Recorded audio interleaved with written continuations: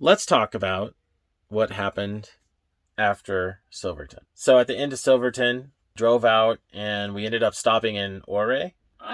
It was a spotty night of driving. We were exhausted. Why? So we went down the road to Ouray, Colorado. We stayed somewhere in that town, basically stopping because we were exhausted. The next morning we woke up and we went to Montrose, Colorado. And what did we do in Montrose? I had to work, but we went to their rec center. It was really nice. We used their pool. We did go swimming. First time we've been in a chlorinated pool sober. Oh, come on. In years. After that, we went to Riverbottom Park for the afternoon. We hung out right by the river. Mm-hmm. That was in Montrose. That's a really nice town. Yeah. It's a nice place to get some R&R and do your laundry. Yeah. So from there, the next day we went and drove up for the day to Telluride. And that was an awesome experience. Telluride is a cool ski town. We took the gondola just for some sightseeing. It's free in Telluride. You can just hop on the gondola and hop from little mini ski hub to the next ski hub.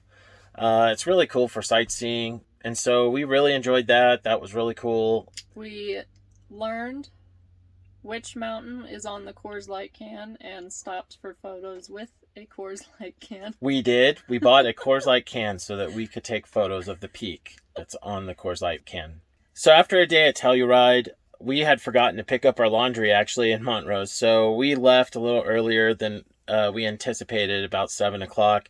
Drove the hour back, picked up our laundry in Montrose, and then from there, I think we just drove a couple hours till we hit a town called Hotchkiss. Yep. On the way to Aspen. And then we headed over to Aspen, where we spent all day Friday getting to Aspen, in Aspen, and then leaving Aspen. Basically on Highway 82. So we pull into Aspen, and no kidding, we make a loop, checking out the city, and just kind of seeing just looking around to see where we could park, where we should stop. So we find an open spot on the street, and we back in. AJ hops up out of the passenger seat and she's putting on her shoes to see if we can pay or if we're allowed to stay there. And no kidding, a lady comes across the street, waves me down like she wanted to say something. And I'm used to that. A lot of people stop and say, hey, nice van or, whatever. No, this was a Karen. And I mean, the second we pulled into town, we had been there possibly 45 seconds, maybe a minute and a half. And this lady's like, you can't idle here. And you're from Texas and you're going to get a ticket. She hated us. She hated us the second we pulled into town. So that was our first impression of Aspen. Some people suck. So we didn't stay very long. And we stayed for as long as we paid for parking. We just didn't really care for the town. It was pretty. It's a very pretty town, but... we prefer the vibe and the layout and several others. I mean, it's probably because some lady griped at us 4 seconds after we got into town. That started things off, and we just decided, after being in so many other cool places, that we ought to leave. So after we left Aspen, we went to Campground along a creek, and the water is flowing. Thanks to all the melted snow. Flowing. It was beautiful. It was recommended to us by the guy who's taking care of a different place over by the lake. The campground was Twin Peaks Campground. It's just before you get to the town of Twin Lakes, Colorado, along 82.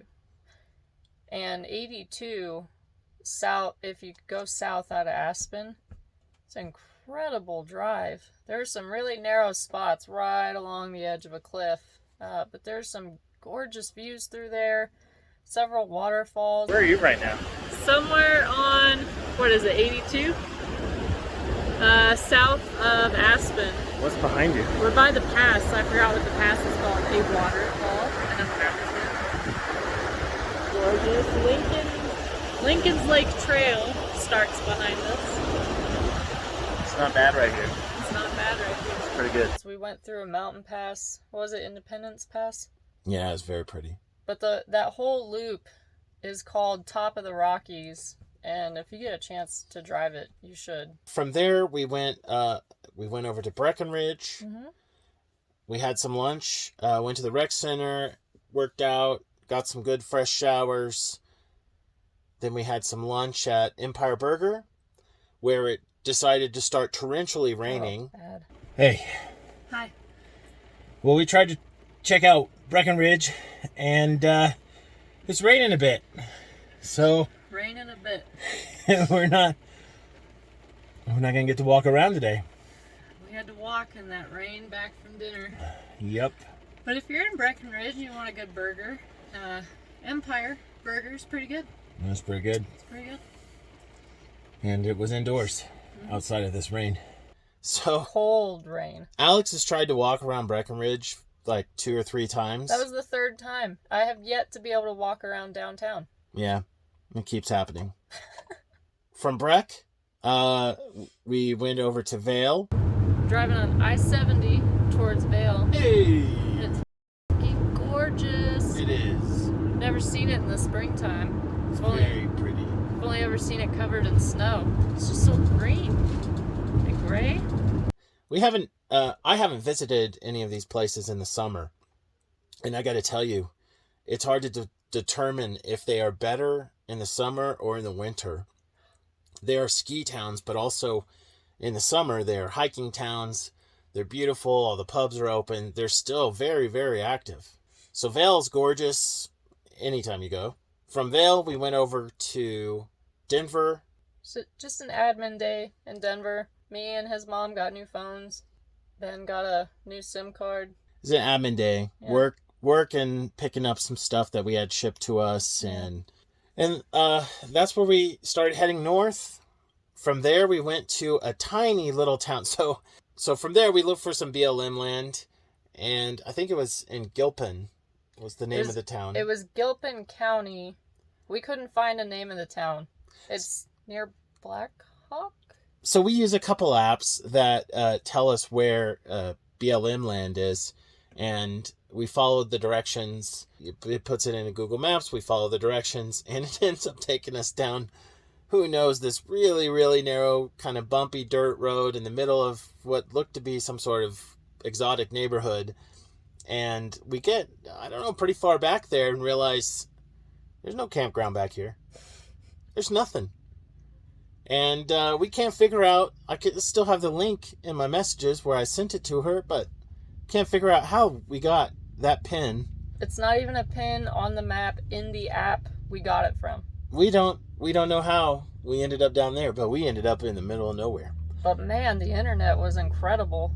So we go over to, we just find a place to sleep for the night. And what was awesome about that is we always do speed tests with all 3 of the carriers, Verizon, T-Mobile, and AT&T. T-Mobile had, I think, 500 megabit in this tiny little town. Middle of nowhere. It was on Golden Gate Canyon Road. And then finally, from there, what did we do?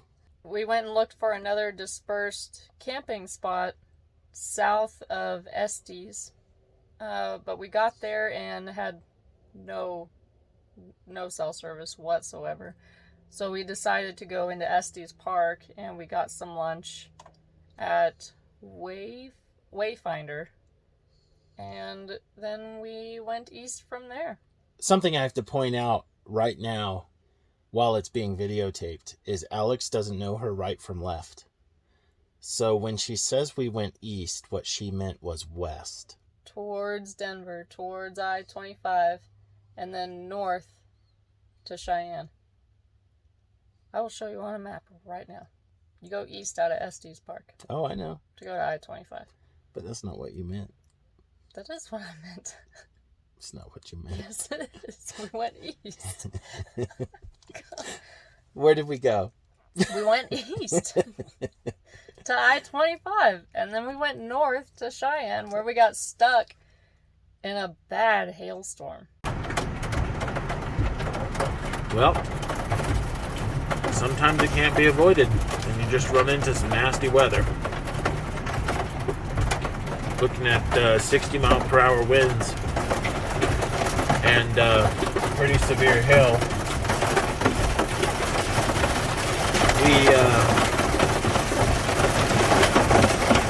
coming down now. Where are we? Cheyenne, Wyoming. Why are we under a bridge? There is a lot of hail. We're trying to head up to Yellowstone, and we just came out of the mountains. We're over here on 25. We pulled into Wyoming. We were here a good 20-30 minutes, and a giant storm blew through, and we were not paying attention. We didn't look at the weather. We know better. So here we sit under a bridge, waiting for the hail to go away. Yep. Staring at the sunset over the Air Force Base. It's pretty. Right in front of us is this beautiful sunset, and then behind us it looks like death. Like a storm is killing people right there, just right behind me. There's a rainbow though. Yeah. It gives you just a little bit of hope, so you come out of your house and get hit in the head by this hail.